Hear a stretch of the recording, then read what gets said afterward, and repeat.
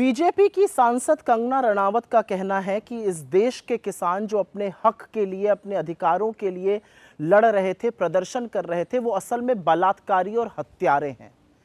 इस बात को कहने के बाद बीजेपी बिल्कुल चुप है, सरकार कन्नी काटने की कोशिश कर रही है। लेकिन आज बीजेपी को और सरकार को यह साफ करना पड़ेगा कि क्या ये कंगना रनावत की राय है या यही सरकार का मत भी है। सरकार बच के निकल नहीं सकती है, नरेंद्र मोदी चुप नहीं रह सकते हैं। क्या आपको भी लगता है कि इस देश के अन्नदाता, इस देश के किसान हत्यारे और बलात्कारी हैं? इसका बहुत बड़ा जवाब अभी आपको हरियाणा देगा, लेकिन आज आपको चुप्पी तोड़नी पड़ेगी। या तो इसका खंडन करिए, ये बयान वापस करवाइए, या यही आपका आधिकारिक स्टैंड माना जाएगा। अदरवाइज कंगना रनावत को कान पकड़ के माफी मांगनी चाहिए।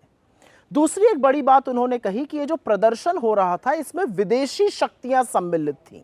अमेरिका और चीन ये प्रदर्शन करा रहा था।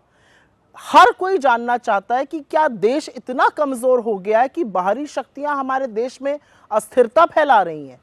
क्या नरेंद्र मोदी की नाक के नीचे देश इतना कमजोर होता जा रहा है कि बाहरी शक्तियां आके यहां पर बवाल मचा रही हैं? और अगर ऐसा है तो यह बड़ा गंभीर मामला है। इस पर भी सरकार को अपना रुख, अपना मत साफ करना पड़ेगा, स्पष्ट करना पड़ेगा कि क्या जो कंगना रनावत कह रही हैं सही है। क्या विदेशी ताकतों की इतनी दखल है कि वो हमारे देश में अस्थिरता फैला रहे हैं? दोनों मुद्दों पर, अन्नदाताओं को हत्यारा और बलात्कारी कहने पर और विदेशी ताकतों के भारत में दखल पर, दोनों चीजों पर बीजेपी को भी और सरकार को भी अपना स्टैंड साफ करना पड़ेगा। नहीं तो यही वक्तव्य आपका आधिकारिक स्टैंड माना जाएगा।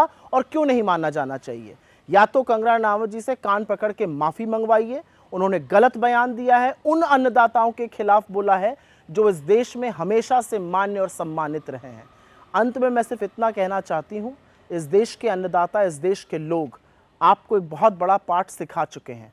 अब हरियाणा, महाराष्ट्र, जम्मू कश्मीर, झारखंड, हर जगह और सिखाएंगे।